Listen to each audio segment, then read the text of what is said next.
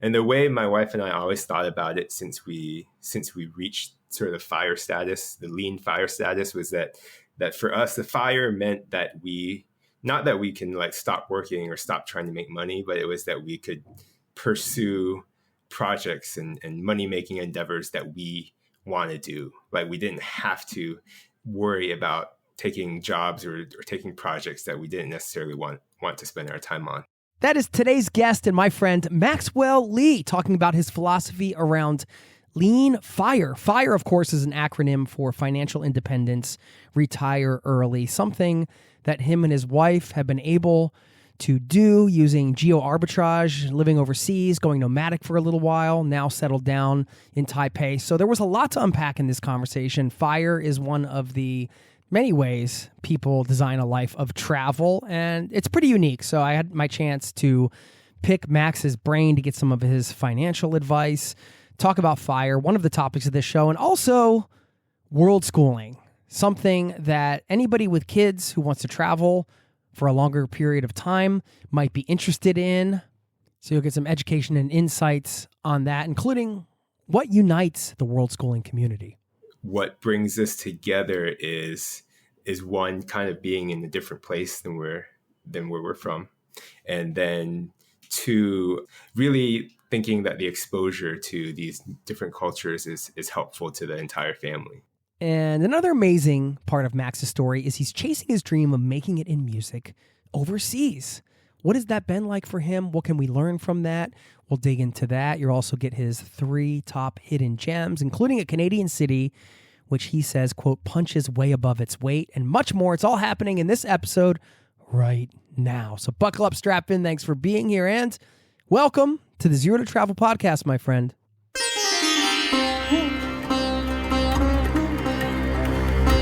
You're listening to the Zero to Travel podcast, where we explore exciting travel-based work, lifestyle, and business opportunities, helping you to achieve your wildest travel dreams.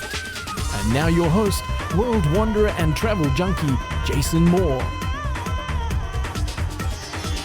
Hey, what's up? It's Jason here with ZeroToTravel.com. Welcome to the show. Thanks for being here and letting me bring a little travel into your ears today.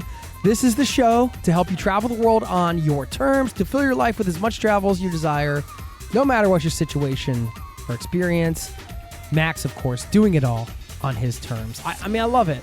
He moved overseas, did the nomadic thing. He's chasing his dream.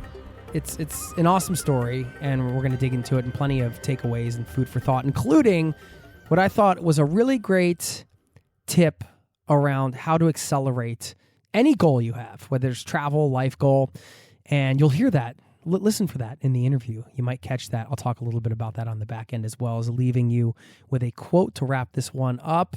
Before we dive in, don't forget zerototravel.com/newsletter. It's free.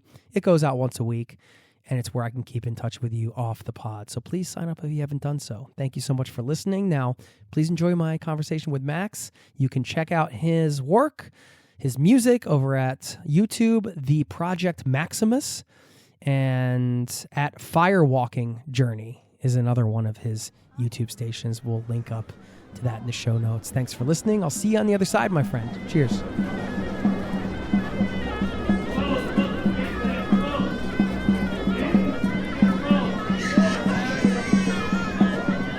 Maxwell Lee, welcome back to the Zero to Travel podcast, my friend. Good to see you. How you doing? Thanks, Jason. I'm great.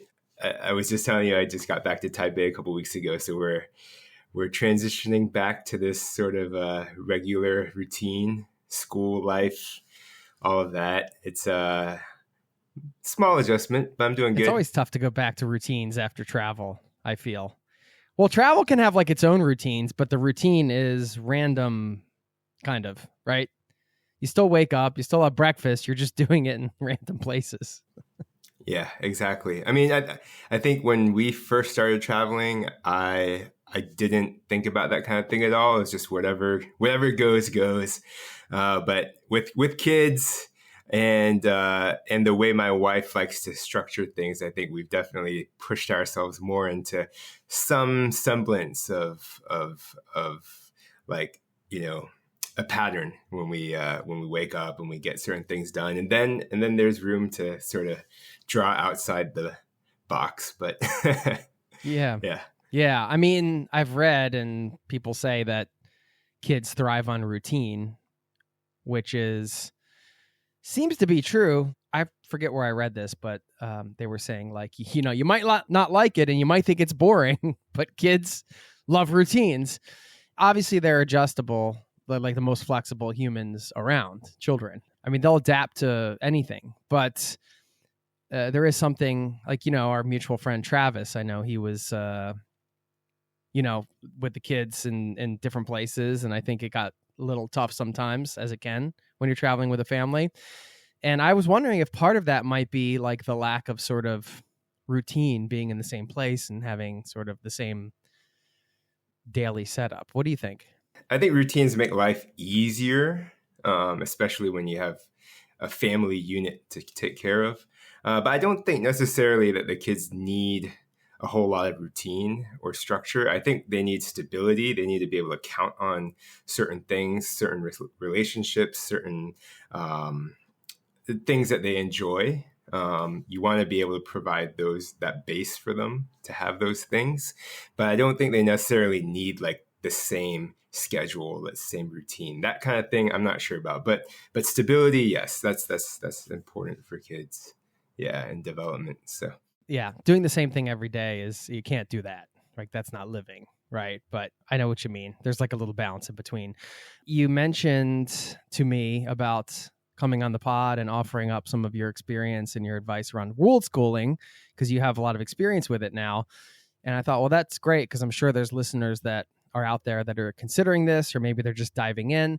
But for those of you without children listening, I also want to make sure that we provide value to everybody here. So 2 things. One is I feel like when we learn about something that's sort of out of our jurisdiction, for lack of a better term, sometimes we can steal some of those ideas and apply them to other things. So perhaps you don't have children, but maybe some of the Worldschooling talk will spark some other ideas. Who knows? But then I know you guys are also like financially independent, and that's a bit of a journey as well. So I want to talk a bit about the financial independent, retire early scene and get some advice there. Of course, we'll talk destinations, travel, maybe a little songwriting. Who knows? Because Max is the next big thing to come out of Taipei. I don't know if everybody was aware. You flatter me too much, Jason. I just wish some of the things you said could become reality. Well, I mean, you're working on a dream, as the boss says. You're working on a dream. No, but it's cool. Like, we've been trading messages and you sent over some of the music. Maybe people listening, we'll give them a little taste later. I think we got a track to drop, don't we? Yeah. Appreciate that. What's your art? Do you have an artist name?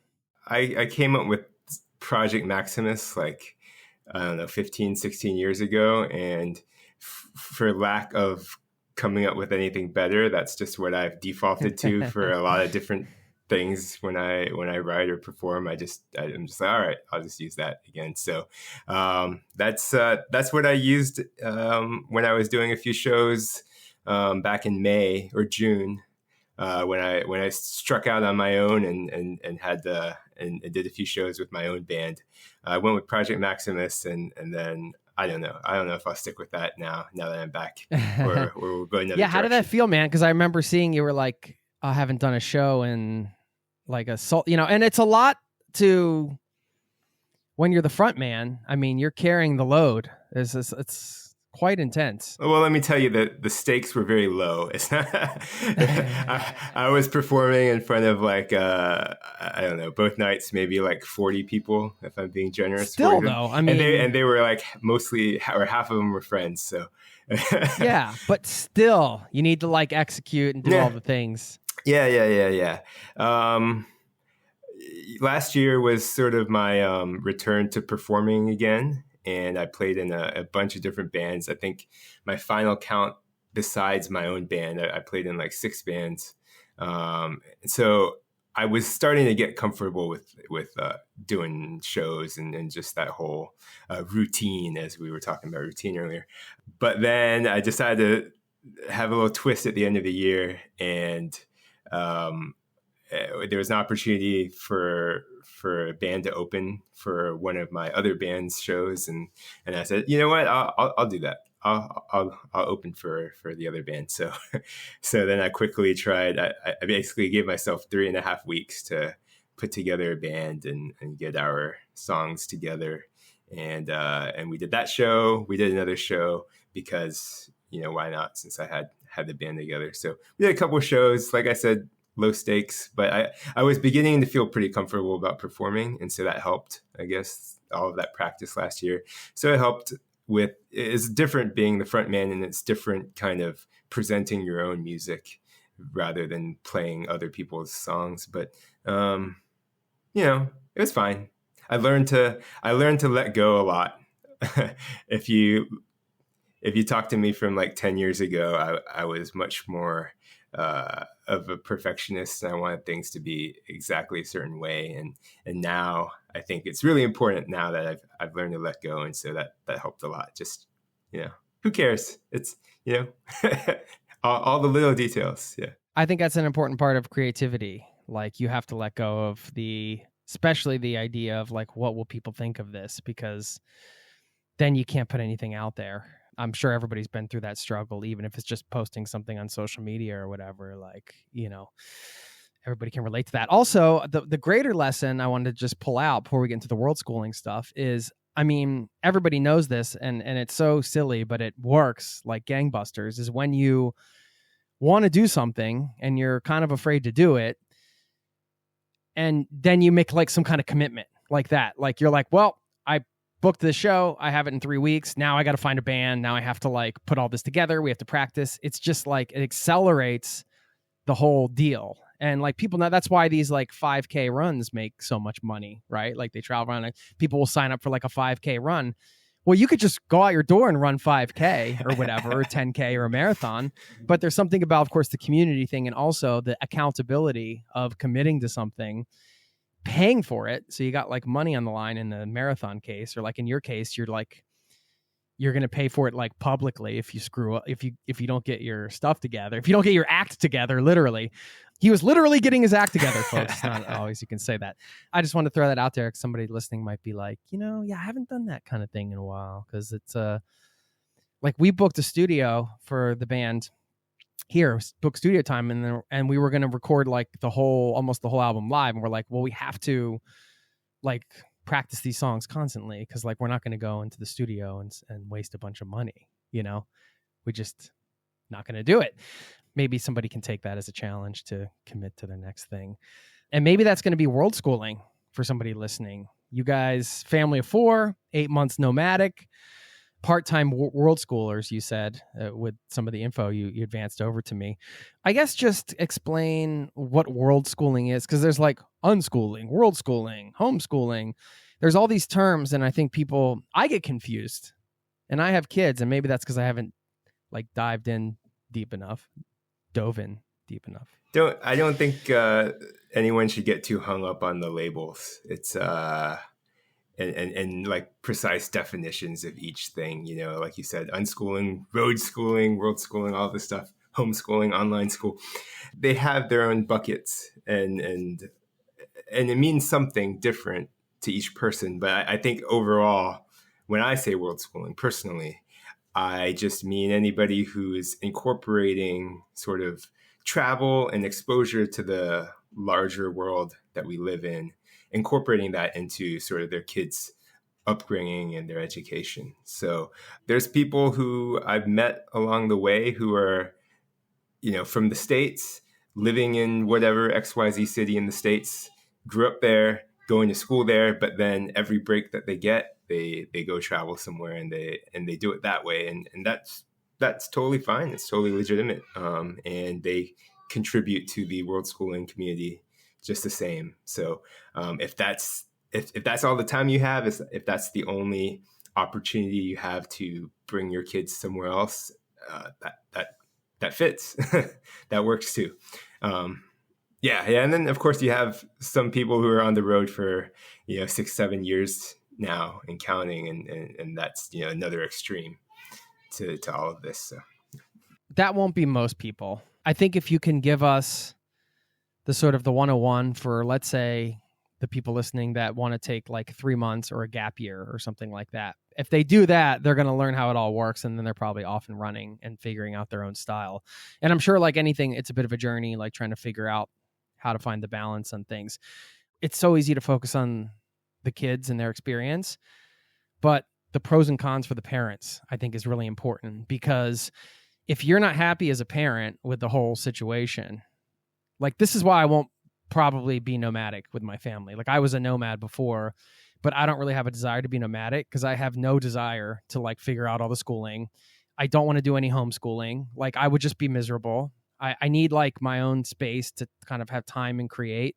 And, you know, some people might say, well, you're outsourcing your schooling to, you know, everybody. Like, you get all opinions, right? You might have people that are like, that's, you know, stupid. If you have the flexibility, you should like homeschool them. And then you'll have other people that be like, just put them in school and we'll see them in 10 years or whatever. You know, I mean, not literally, but just as a parent, I think it would make me a worse parent, because I don't want to have to help like force them to go online, to do online learning. I don't want to like deal with the learning stuff. I don't want to like track everything. I just don't want to do it. And again, maybe those are like limiting beliefs, but I just want to get your take on the pros and cons for parents, because I think that's almost more important, because if the parents aren't happy, you're not going to be as good of a parent. And then if you don't like that experience, and then that's going to like affect the whole family dynamic. Right.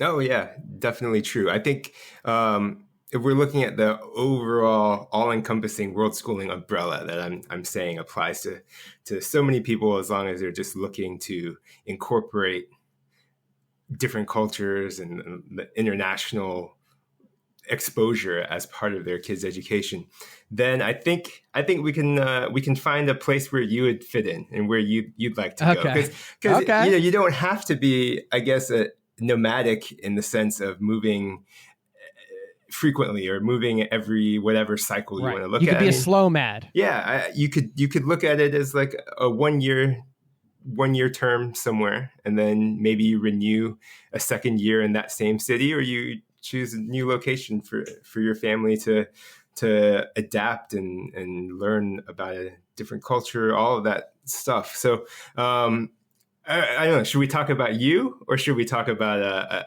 you mentioned? No, I was just bringing that up because, like, you know, there might be some other people listening that feel the same. Yeah. But then this is exactly what I want, because if this is preventing somebody listening from doing like a gap year, now you can educate us and tell me why I'm wrong. Tell me why, like, it'll still be a good experience for me. Again, that doesn't mean like I want to do it for 10 years, but why would it be a good experience for a year? Yeah. Well, let's touch on some of the concerns you mentioned for yourself.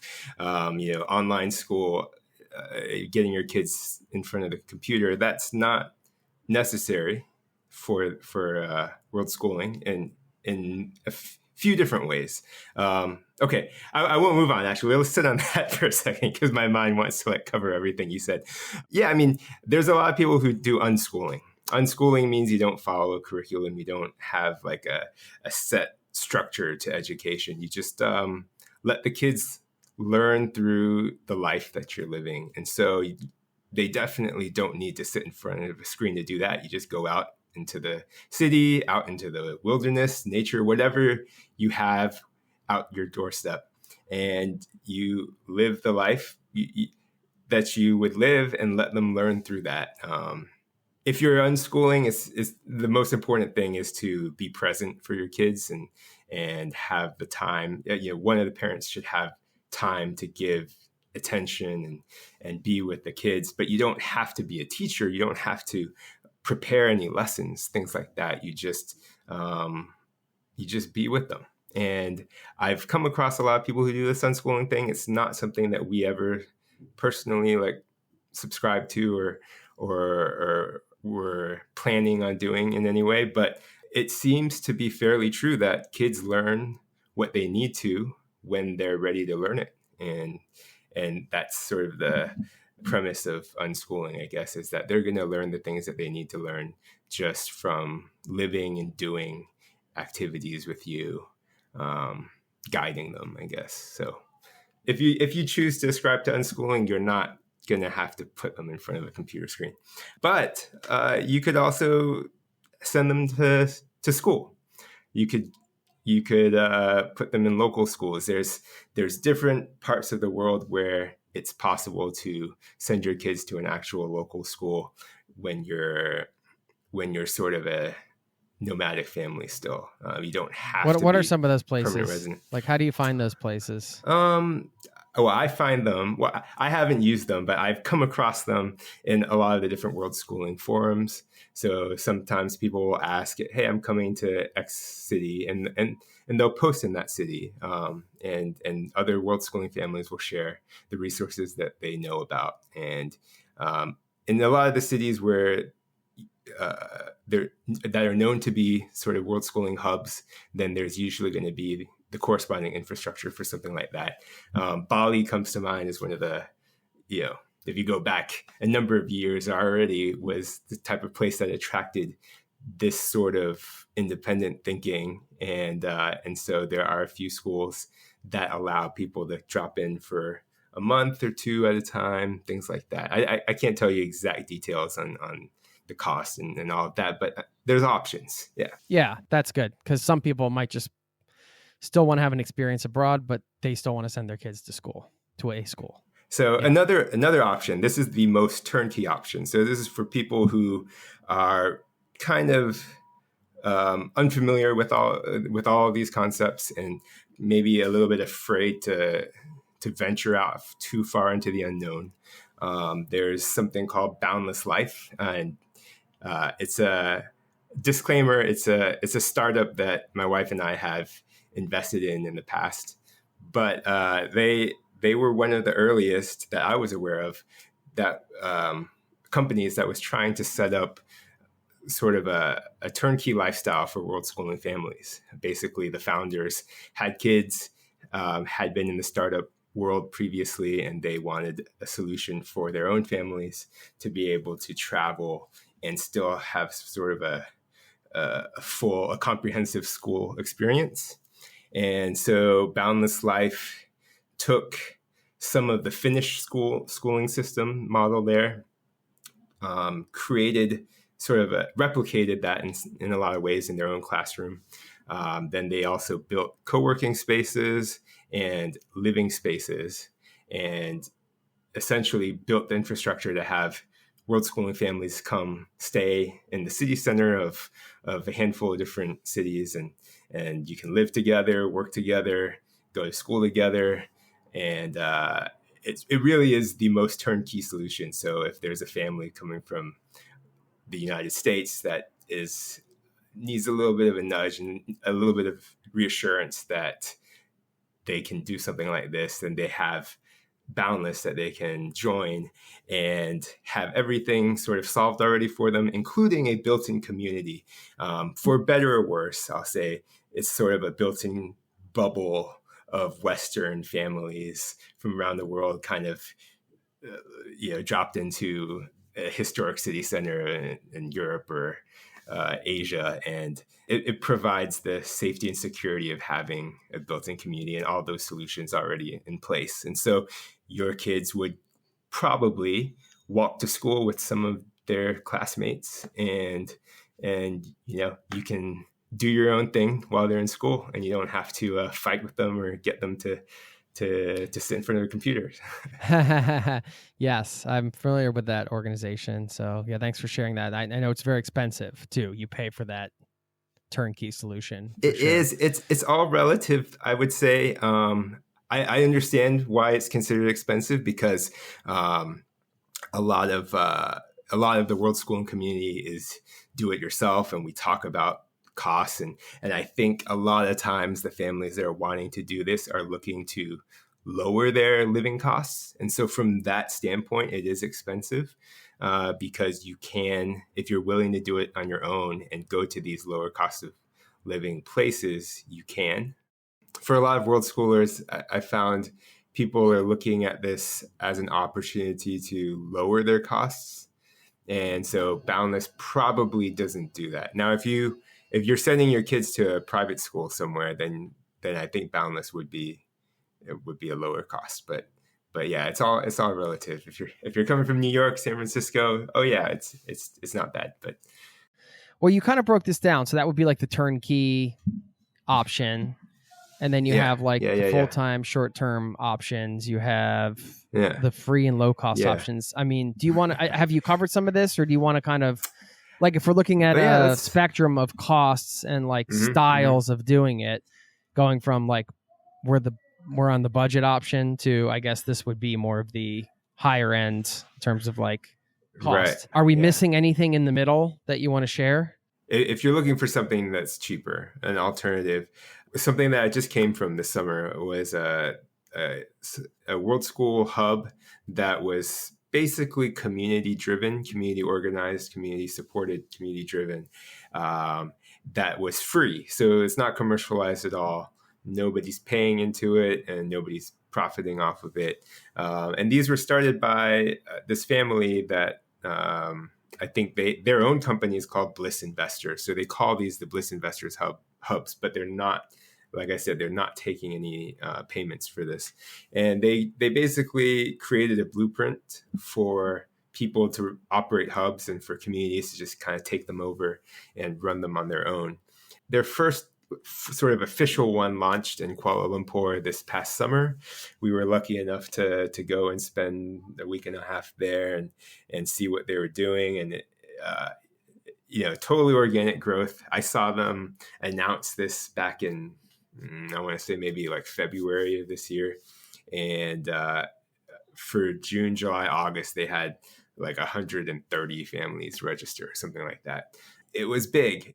And I talked to some people just to kind of get a survey and get an idea of whether this huge turnout was because it was Kuala Lumpur and a lot of world schooling families are naturally sort of drawn to Malaysia and KL being the big city there, or if it was because of the hub that they came. And I was surprised to find a lot of people who didn't really have KL on their radar until the hub was announced, and then they decided to come be a part of it. So it was great. I mean, there was activities and meetups almost every day of the week. You got to see people. I ran into a couple of people that I didn't know were going to be there that I had met in previous World Schooling events. So it kind of shows you how the community is growing a lot, but it still is kind of a small community where you can run into people and you can have conversations and talk to people about other families. And then suddenly there's like so many connections, like, oh yeah, we know them too. Yeah, we spent time with them in so-and-so place. So, but I guess my point is, it's not a turnkey solution, but if you're looking for something that will kind of help you acclimate and adjust to this lifestyle, then going to one of these large hubs like that would at least give you like a community and people to socialize with for both the kids and the parents.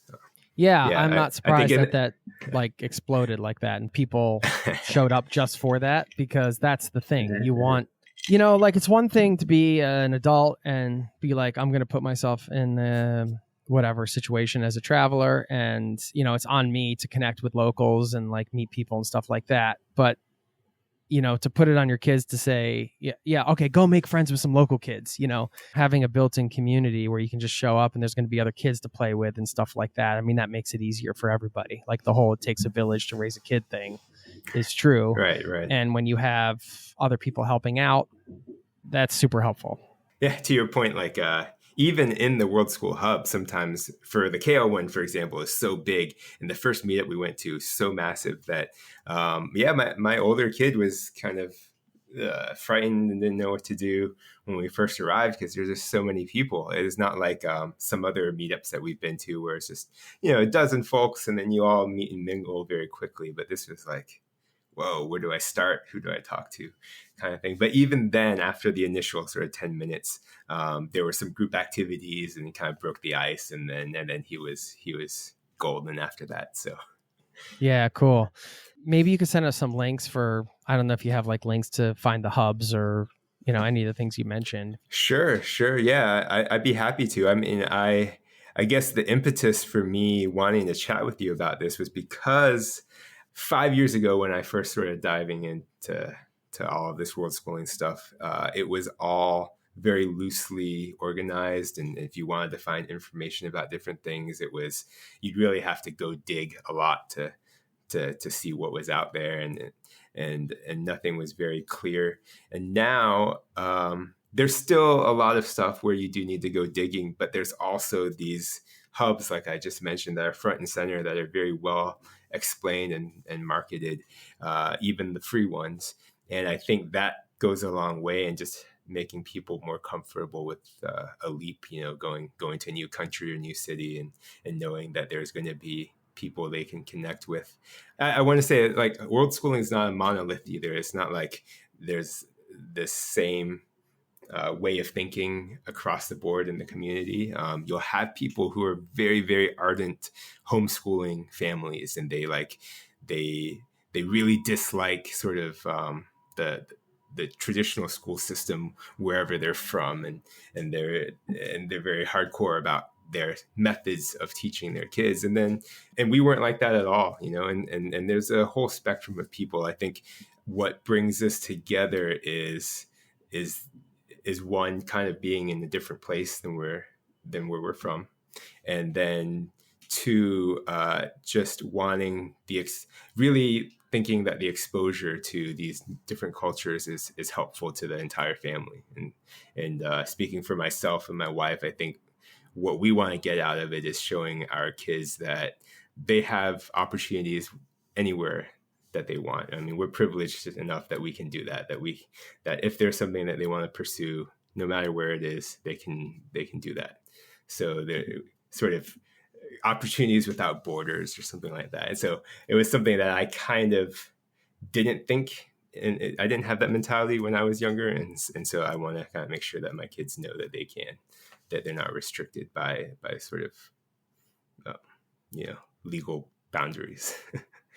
Yeah. And if you want to hear Max's full backstory, we did the transition to travel episode that we can link to, where we like talked to you very early on in your journey, and then we talked to you after, like, sort of doing the nomad thing and settling down in Taipei. How long has it been since you started traveling and then moved? And our very first chat before we launched on our sort of nomadic period was almost 3 years ago. It was December of 21. Yeah. Obviously, kids are growing and changing all the time, and so are we as humans, adults as well. But if you think back then and over the 3 years to where you guys are at now, how do you think that all of the experiences have impacted you guys as a family, as individuals? In retrospect, I can say a few things definitively. One, I think that this has been the greatest period of my life. Like when we left our home, which was in Miami, right after the first time we had the first conversation for the podcast, I would say, like, there was sort of a switch in my life, and I had a great life before that. It's not like I was complaining about things, but it's just sort of a rebirth. Like I have so many tremendous memories from our 8 months traveling around. I just, whatever it might be, some music, some image or pictures that I look at or whatever, I get memories from that 8-month period frequently. And I'm like, that was such a good time.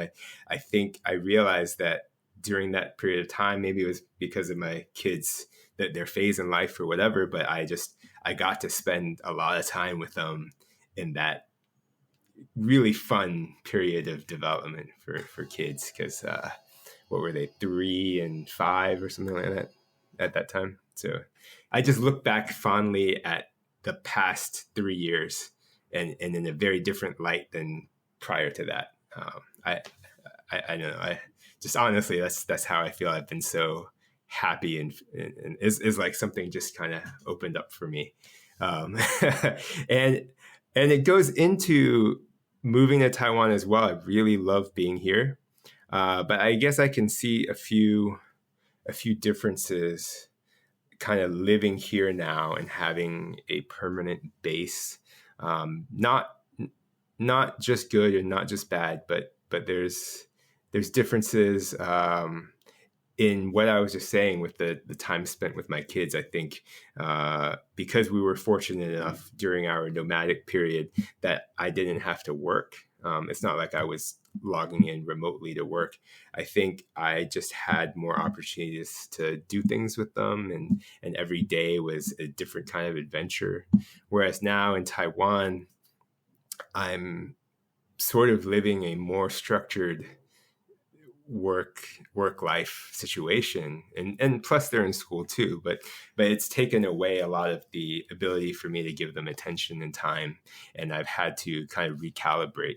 It's something that happened towards the end of this past school year when I was in the throes of music and getting my act together, and I realized that last month was so hectic that I really needed to refocus and spend time with my kids again, intentionally. And that was the summer vacation. So so things worked out. But yeah, that's something that I noticed was the difference between our world schooling adventures versus our expat sort of settling down in Taiwan. Amazing to hear how life has opened up for you, as you said, in different ways. It's just the truth. It's just how I honestly feel. And I feel like I should hide it a little bit or something, just because I feel bad. Since our first chat, it's all because of you. Whatever mojo you gave me. Where do you think it came from? Was it just being kind of fulfilling, like the idea that not just the time with your kids? I mean, that is huge, right? Yeah. Like you got to spend time with them, and like you've opened up all this time, so that's like a huge thing. What about on the travel side? Just like getting to be fulfilled with like achieving some of those travel dreams and actually living them, and kind of like breaking out of the home culture thing? Or I'm thinking about it as we're speaking in real time, and this is really my first sort of introspection into this. That most of my life, I didn't realize that I really wanted to explore outside the US, and it wasn't something that I was conscious about. I traveled. I did a study abroad in Europe, so I'd been to Europe a bit, and I traveled back to Asia a lot growing up, to see a lot of my family. And so I spent a lot of time outside the US, but it never occurred to me that I would really want to see what life is like out there, until more recently. I don't know, maybe 6-7 years ago. I don't know, I'm making that number up, but at some point I started to realize, I think I would like to do that. And then because we had the kids, it didn't feel like a realistic possibility for a while. And I think we talked about this in the first podcast. It was like, kind of when is the right time, and we kept putting it off. And so I think it was that kind of buildup. It was the fact that this was something that was sort of an underlying interest of mine for many years, even if I wasn't keenly aware of it. It was something that I really wanted. I just didn't think it was possible, so I kind of disregarded that. Ultimately, getting out and doing it, and finally launching and being able to go out and see different places, I guess, was sort of a release. It was like cathartic. You almost shut the door on the idea. You're like, I'm not going to be able to live this life, so I'm just going to close this off. But then you started talking about it with your wife, exploring it, you guys talking together, figuring it out, opening a door on that again, and then bringing it to the surface and then living it. I get chills just thinking about the journey, because it's just a beautiful thing. And I think it's inspiring to hear that all of that has brought you to this point where you feel so much elation and joy, especially reflecting back. And I just think it's good for all of us listening right now to your story to kind of remember, like, maybe we never completely should shut the door on anything that we feel like is a big underlying thing. But whether it's towards the surface or deep down, let's just keep the door open a crack, right? Yeah. I'll say, like, I spent time in other places, like I said, but I never, and I would think, oh, it could be cool to live in a place like this. When I was in my parents' hometown in Penang or something, it's like, yeah, this is neat. But then if it came to the question of, could I actually move from what I know in the United States and come out here, it's like, whoa, I don't know. That's a whole nother thing. And I would never actually think that would that would make sense or that would be the right decision. I was all about sort of doing what was right. And so Being I think practical, you that's mean? where, Like yes, that kind of thing? yes, Okay. Yeah. yes, Well, exactly. that kind of leads to the next thing, because for people that are interested in like the financial independence, retire early movement, which I think is inspiring in its own way, because I do think it's great to have, which like we were talking about over text before this, I'm like, I have a hard time like figuring out the number and, all this stuff. But the idea that you can just, instead of just resigning yourself to the fact that this is what I love about FIRE. And there's all kinds of FIRE is the acronym for financial independence, retire early. And then there's like all these different versions of it. There's like lean FIRE, where you're like, you're eating ramen noodles for 5 years or whatever, and putting everything in an index fund. I don't know. I'm generalizing, of course, and being stereotypical. So like, there's different sort of versions of it, but that's the overarching philosophy. And what I love about it, whatever, I don't know how I feel about the different versions of it, but one thing I think is great is that instead of resigning yourself to like an idea of that's just a made up idea that you just have to work until like X age and then you retire, you're actually getting more practical. You're like saying, okay, well, what does it actually take? How much money do I actually need to live per year?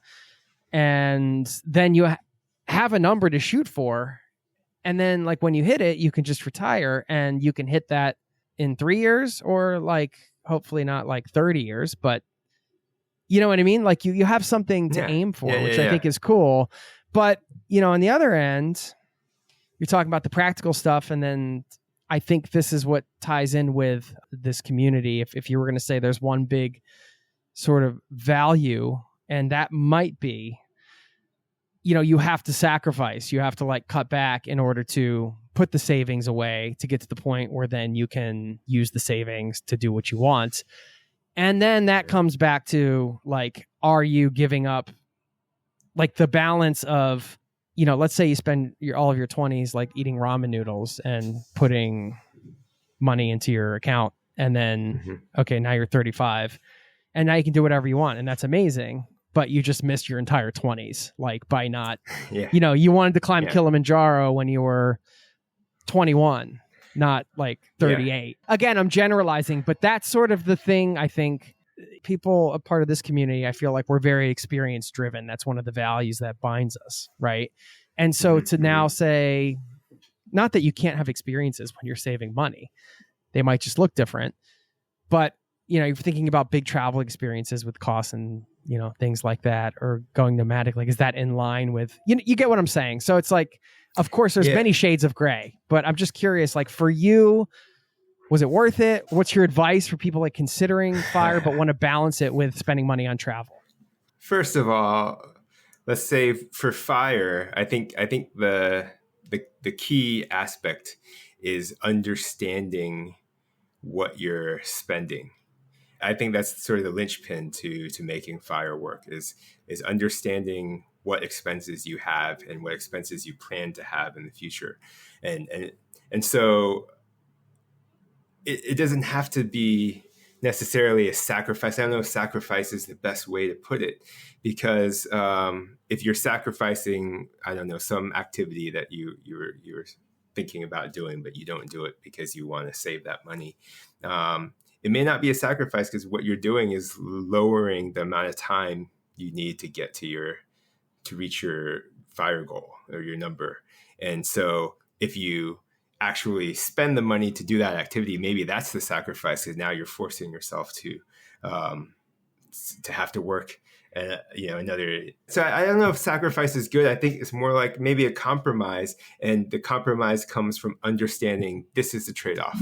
So I really need my coffee. I don't drink coffee, but like if I was somebody who really needs their coffee every day from whatever coffee shop they like, that feeling of going into that place and seeing the people just like getting their day started that way. Okay, this is your expense every day.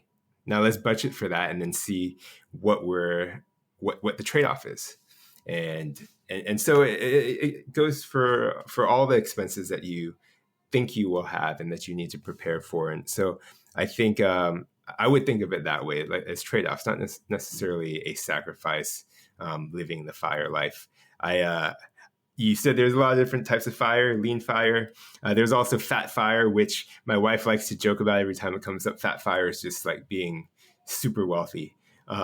But I actually spend time in the fat fire forums, and it's interesting. Like okay, on the surface, there's a lot of ridiculous stuff that you see conversation being had. Like people are like, "Oh, I have 6 million net worth. My target is 10 million. Can I retire like in a year or two? Like, am I going to be able to make it?"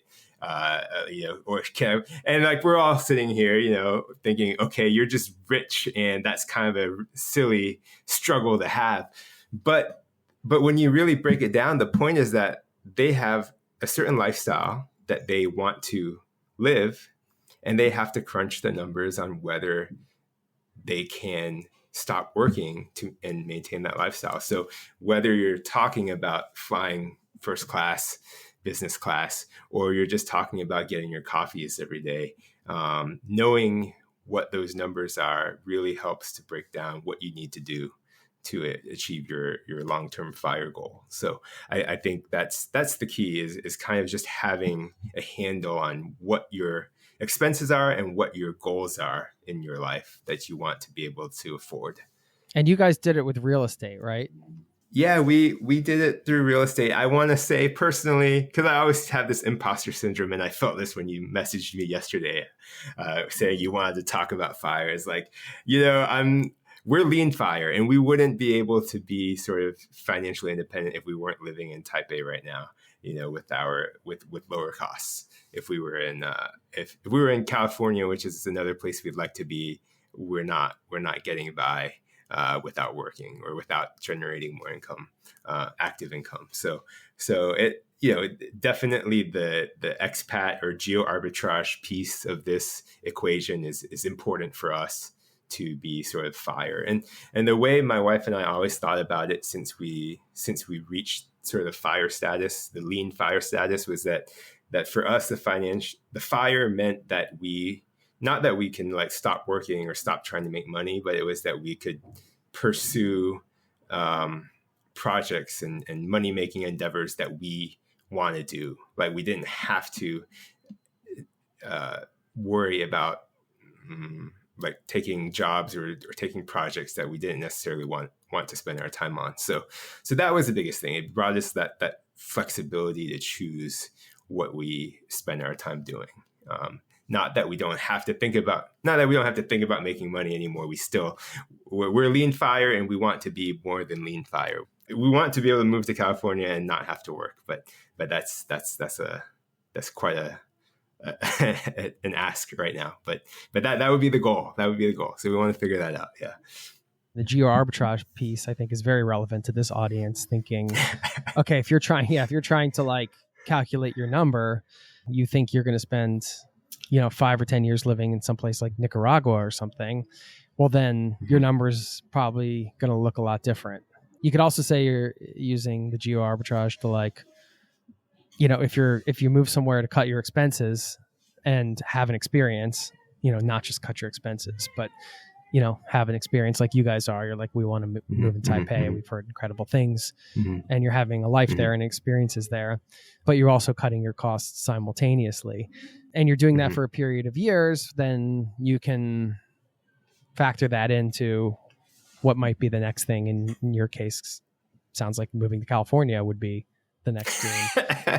Did you like, I don't know if this is getting too personal, but did you guys like cash out all your real estate and then like put it in an index fund and then just do the 4% withdrawal thing? Or do you just like...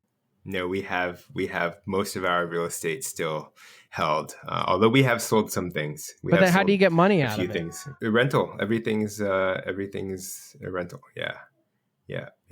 And it's just managed by property management companies, so you don't have to do anything, or... I wouldn't say we don't have to do anything, but yeah, we don't have to do the day-to-day on the ground. Yeah. Okay, cool. What's the best financial advice you ever got or that you want to share? Ooh, I'm blanking. I think compound interest is the safe way to go. Invest early, and that'll pay off more than investing more later. So less early is better than more later. I think I think that, yeah. Okay. Best overall advice for nomadic families or aspiring nomadic families? So earlier when I said I spent time abroad, but never thought it would be realistic to actually live in those places, because it was just the way I was brought up. I felt so safe and secure in America that it was hard to imagine pulling myself out of that.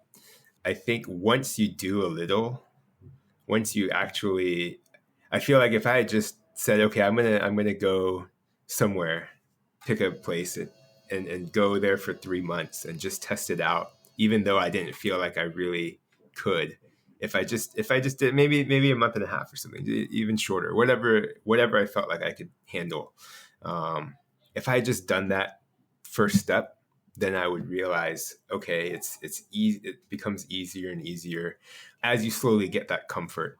Similarly, like if you're a family and it just seems really daunting to try and go to some far off land that you've only read about or maybe seen pictures, and you think it's a little scary to just uproot my life and be there. Well, just take smaller steps then, because it really becomes exponentially easier. I think now there's most of the world I would be totally comfortable spending an extended period of time in. Whereas I couldn't have even imagined that like 10 years ago. I would feel like, I got dropped into somewhere in Bangkok. It was 11 years ago, but I went on my own. It was one of my first sort of solo traveling adventures where I was just by myself. And that first day I was like paralyzed with fear, like that after that first night. So the first full day that I was there, I was like afraid to leave my Wi-Fi connection. This is back before I had like, roaming data. And I still remember I was just paralyzed with fear that first day. And now it's just so funny to look back and think that could have happened, because I wouldn't mind showing up in Bangkok without a phone, and I feel like I'd be able to make my way around and it would be fun. And so, yeah, I think your perspective changes once you've taken these little steps. Take the small step to build confidence. If you feel like you're lacking confidence with your ability to sort of pull it off, let's say, taking a small step and doing it will show you, because you can. We know you can. Yeah. Max and I both know you can. Yeah, absolutely. If we could do it, you could do it too. Seriously, nobody knows what they're doing until what you're doing, Yeah. It's like, I'm sure when you started off in real estate, you could never imagine you could leverage real estate to retire early. You probably didn't really know much of what you were doing in some ways. You studied, but it was scary and kind of hard, and You're right. The transformation from the first investment where you're really kind of afraid to part with your money on that first investment to 5-6 years later, I was buying stuff sight unseen, because you're just you kind of know what to expect. Yeah. We actually didn't dabble in such expensive property, but yeah, I was going to say there's a guy. Andrew Henderson, nomad capitalist. I just have to credit him, but he's talked about going to a country just to open a bank account, and doing that just because you might be afraid to do something like that. So just taking that step, even if you're not really trying to do anything more, just the act of going through that process, meeting people at a bank and opening the account, and putting in a very small amount of money, but just doing that, then you learn and you realize I can do that. And then maybe next time I go and take it a step further and do more, make some investments or something. But yeah, I for whether you like him or not, I guess I enjoyed that takeaway from one of his videos, was that just going through that practice of doing something like that. Yeah, we had him on the show many years ago, I think. Oh, really? Yeah. No, I was just thinking about this the other day. The other day, we went camping with the family, and I was thinking as I was walking, because it had been a while since we've done loaded up backpacks and carried them somewhere to camp, because you need so much stuff to camp with kids. It's ridiculous. Or at least we did. We were maybe we were too comfortable with our, my son had his 3-foot long tiger stuffed animal. I'm like, really? Like we're trying to go minimal here. But no, I was thinking as I was walking back, I was like, I remembered when I really wanted to like do the overnight in the wilderness thing, but nobody, like I'd never was in the Boy Scouts. I went camping with my dad, but I was always car camping. I had never had anybody take me camping out in the wilderness where you like hike in for 5 miles or 10 miles or whatever. And then you find a camp and then and this was like early in my 20s. And then I remember like being like, well, like it's not rocket science. Just like you get a stove and you get like a tent and you get all the stuff and make sure you have water and then you just do it. And I remember just like being like, duh, like I just have to get the stuff and do it. But I was still scared because I'd never done it before, and nobody ever showed me how to do it. But then I did it and I was just like totally fine. I'm like, this isn't rocket science. Like just put the stuff in the backpack and walk. And when you're tired, pitch a tent. It's I don't know. So same kind of thing, like it sounds silly, but like we all have those things. And I think those things still like pop up later in life too. Like I'm working on a new project idea now and I'm like having the same sort of fears because I've never done it before and I don't know the answers to the hard questions, but you just got to keep pushing forward. What is your 3 hidden gem destinations that you think more people should know about? Okay. I'm so mean, aren't I? Yeah. No. Yeah. You did warn me though that this might come up. So I mean I gotta preface by saying that when I think of hidden gems, it's like an undiscovered place, right? And I was just saying this to my wife, like we aren't hidden gem kind of travelers. We love big cities.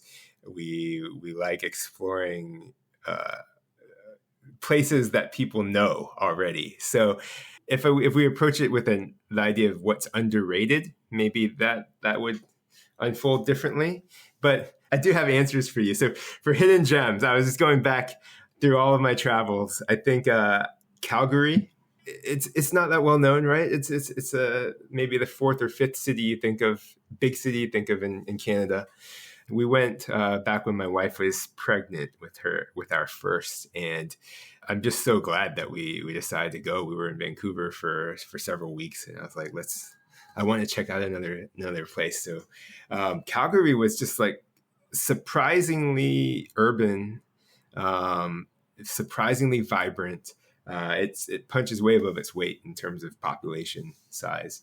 And granted, we were there during the summer, but there was just a lot happening, and it was just such a cool, hip kind of city. Seemed like a lot of art stuff going on, and compared to Vancouver, it's a little bit more affordable. I mean, everything is somewhat pricey over there, but I came away super positive impression. It's very close to Banff and the Columbia ice fields and Jasper, that whole stretch, which to me was just mind-blowingly beautiful. So Calgary has always stood out. Banff is like way high on the list.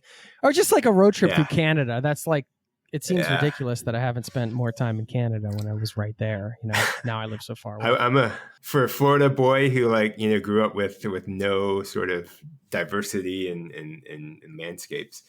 It blew my mind driving through there. Yeah, we drove Vancouver all the way through that to Calgary, and that was the most remarkable kind of, I don't know, 5 or 6 hour stretch that I can remember ever. So you guys have diversity in shopping malls, so. Yeah. Or different oceans to look at. You're like, oh, this one has a gold pawn shop. Awesome. Okay. All right. Hidden gem number 2. You have the ocean too, of course. Sorry, I'm not dissing Florida. Yeah, different beaches. It's so many beaches to choose from. Come on. So we were in Japan this summer, and we hit up your usual Kyoto, Osaka, Tokyo. Things like that. But Kanazawa, to me, was sort of a hidden gem. We stopped into Kanazawa in between, it was between Kyoto and Sapporo for us. We stopped in Kanazawa for 5 days, and I'll say that it was super hot when we were there. So some of the exploring we did was kind of tainted by the heat and sweat and all of that. But it really was a cool city and really neat neighborhoods to explore. I would say if you have a chance, obviously Japan has so much to offer, but if you have a chance to add that into your itinerary, it's definitely worth a stop. How long were you in Japan?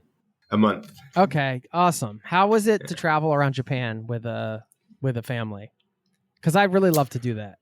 It was very doable. I mean, my kids can walk quite well now. Like they no longer complain about walking for like 20 minutes or 30 minutes. So that changes things a lot. We're not pushing a stroller. I'm not trying to carry them, things like that. So with that said, yeah, it worked out well. Actually, my parents were with us too. And my parents, they were the ones that we really had to be mindful of because they can't walk for too long and too far a distance without taking breaks. So we really had to plan for them. But yeah, it was totally doable. What do they think about your lifestyle, your parents? Mixed feelings, I would say. Oh, really? Okay. Even though they see how happy you are and everything?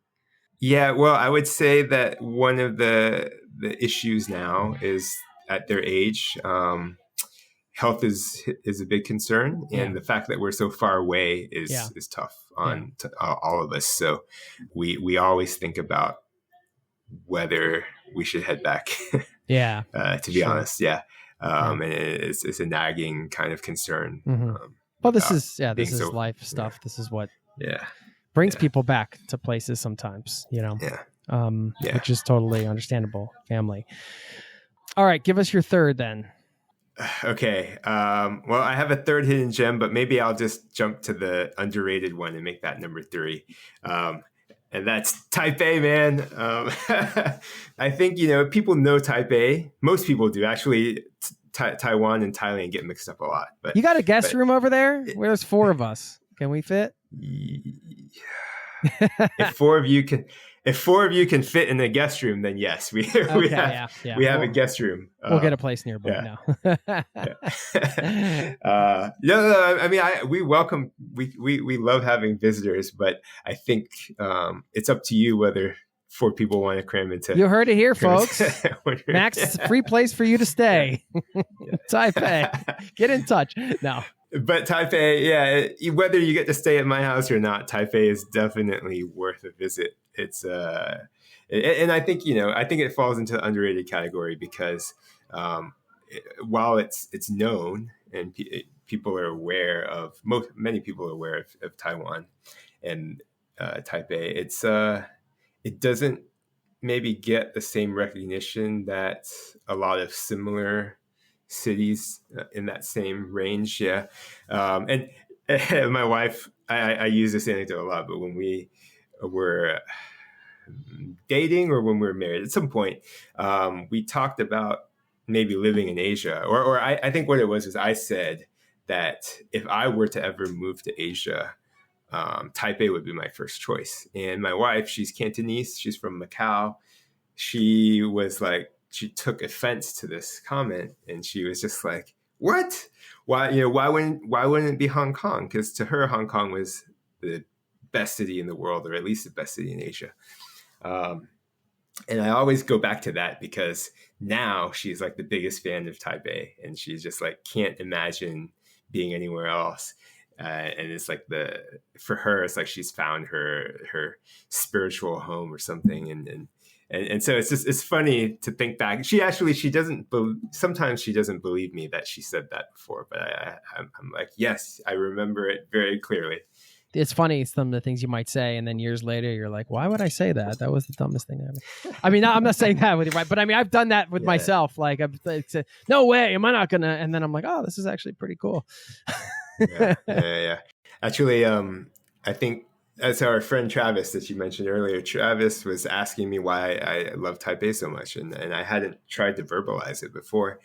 And what I told him was, we get, because we're big city people, we like the urban living, and we get all those things that I dreamed of, when I visited in New York or visited London, knowing I couldn't afford to live there. Like, I get all of those things that I love about those places, or most of the things I love about those places, and I get that in a place that I can't afford, that I can easily afford. So how much is your rent? The biggest thing for your apartment? Our rent is extremely expensive to everybody who's here that we talk to, and it's about $2,100 US for a 4-bedroom a month. Okay, yeah. So 4 bedrooms though. So and people are like, oh, that's so expensive, but yeah, it's much less than what we would pay in Miami, where we lived before, or in California, of course. So yeah.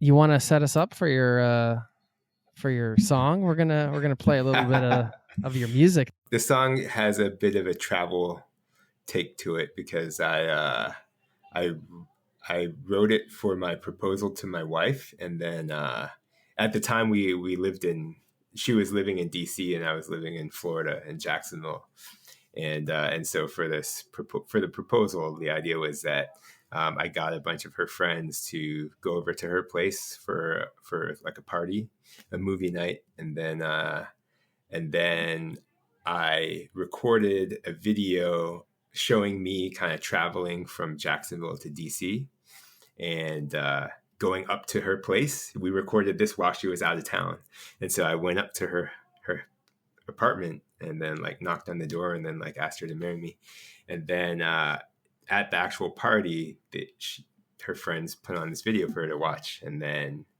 it happened, and then I was there at the door. Nice. After the how video. Romantic. So, all right, what a setup for so a song. There's a little bit of travel in there. Yeah. All right. Well, this one is because of you. We'll use it to play us out. Do you want to share? Are you here to promote anything at all, man? I mean, what? Yeah, just the music or what? Yeah, share whatever the goodies are. I'll mention. I'm here to catch up. Yeah, I mean, I'm here to catch up with you because I love talking to you, Jason. It's great to talk to you, man. You know what? We should do this more often. Like, not just record it, but I mean, because I realize now, because you're talking at a time what's like good for me and not too late for you, and I'm like, oh, we can actually talk, and everybody can be because the time zone thing can be a struggle. But you want to share some links here, or just like mention some stuff? Is the music on Spotify? Like, what do you got? I mean, oh yeah. So I have music on Spotify. Yeah, I have some stuff under Project Maximus. I have music under I Mao Yen, which is the name, sort of a moniker for an area in Taipei. That's AIMAOYUAN, and it's sort of a more chill kind of lo-fi type of music that I've been working on. Okay, send us the links. Yeah. I haven't heard any of that stuff. Sure. Yeah, send us the links. We'll put it all in the show notes.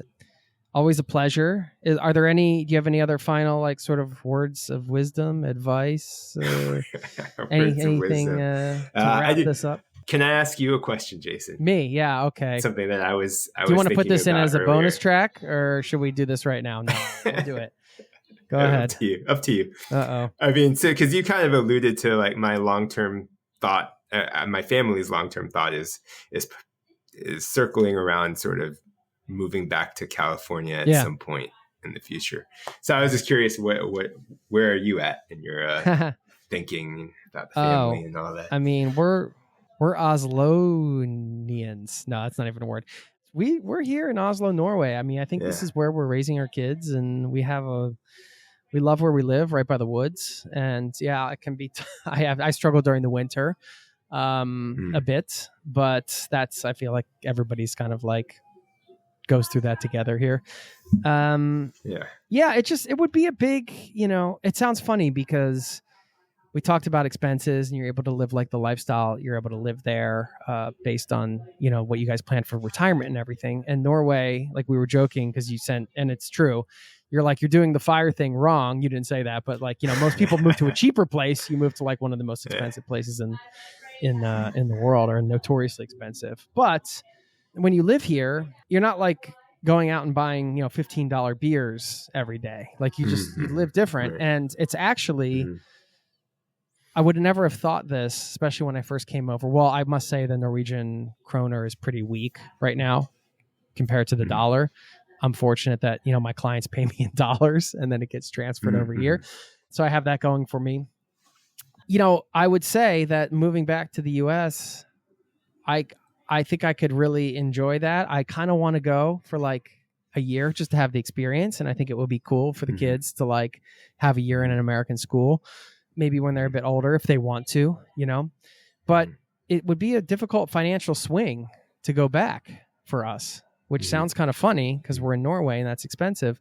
But in the States, I mean, if we went back, we're talking about like, health insurance.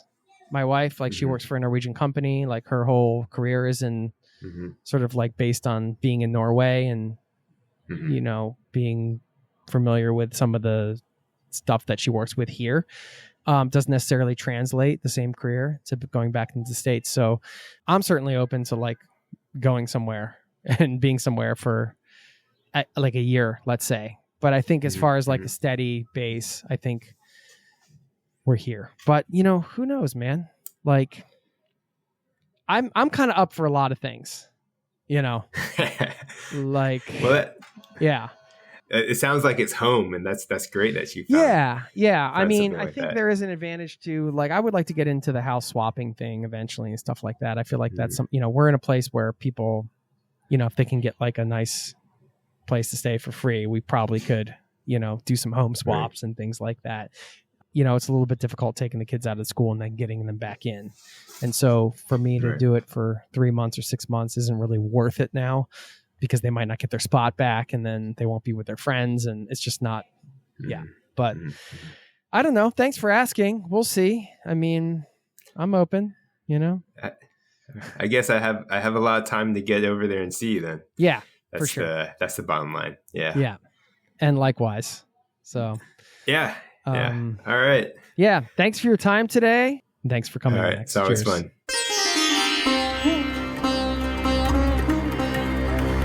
Thank you once again to Maxwell Lee for stopping by the show at The Project Maximus and at Firewalking Journey on YouTube. Check him out. I will play you a little bit of one of his tunes so you can get a sneak peek.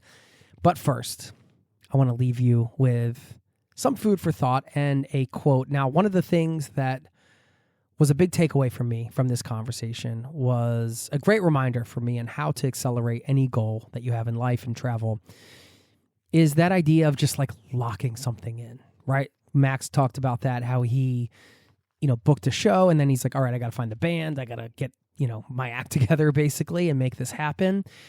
When you lock something in, if you got some accountability at a certain level, you're kind of forcing yourself to see it through. And sometimes we need that motivation, I think, as humans. I know anyway, I certainly do. And, if you are wanting to do something right now, I just want to throw that out there. Think about that. Like, is there a way you can lock something in to the point where you're just like, well, now I have to do it and kind of use that to push you through? We're coming into the time of year where we're all about goal setting and things like that. Maybe this is a very active way to pursue a goal. Instead of just writing it down on paper and thinking about it and strategizing, maybe we can all do the next level thing and commit and make it real. I mean, of course, the best example of that in travel is to just book the flight. You're like, all right. I mean, I remember when I booked my flight to Argentina, I always wanted to explore Patagonia, and they didn't at the time let me book it for longer than 4 months. I didn't have a special visa or anything. So I just tried to book a one-way ticket. And they said, well, you can't. You have to book a return trip. I said, how long can I stay? And they said, 4 months. I said, all right, well, then make the return 4 months from now. I had no idea what I was going to do, how I was going to fill the time, what jobs I would have to turn down to do the trip. But I just booked the ticket, and I was like, all right, this is happening. I'm doing it no matter what. I'm making the time and space for it. And yeah, you're forced to do it. And then I did it. I went on the trip, and it was amazing. It's some of the best travel experiences of my life. So anyway, if you are sitting on a dream, if you're working on a dream and you want to go to the next level, figure out a way that you can commit to something that provides you enough accountability and enough skin in the game that makes it uncomfortable, then you're most likely on your way. Anyway, just some food for thought there. And I'm going to leave you with a quote from the Buddha and something also I thought of this morning. First, the quote: "As a bee gathering nectar does not harm or disturb the color and fragrance of the flower, so do the wise move through the world." I thought that was nice. And something I thought of this morning. This isn't just a quote. This is just a random thought I had. When you let go, you let in. I feel like that meant something to me anyway, so I wanted to share it with you. Okay, I'll play you out to the lovely sounds of the next pop superstar, Maxwell Lee. Check him out. Thanks for listening, and I'll see you next time. Peace to you and yours. Cheers.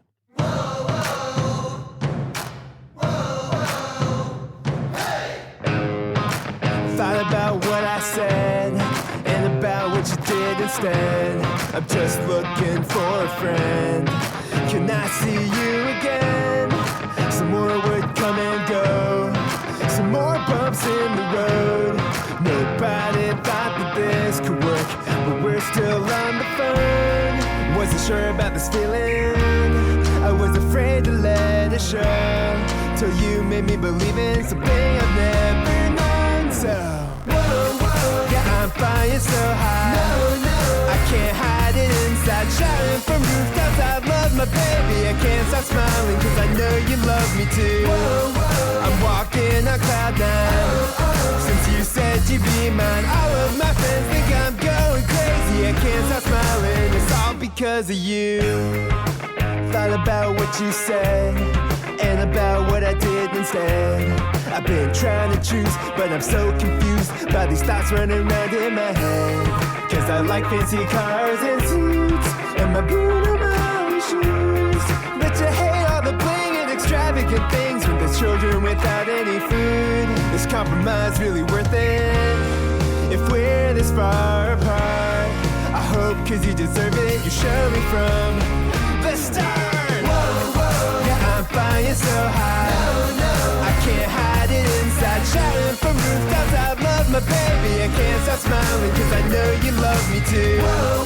I'm walking on cloud nine. Since you said you'd be mine, all of my friends think I'm going crazy. I can't stop smiling, it's all because of you.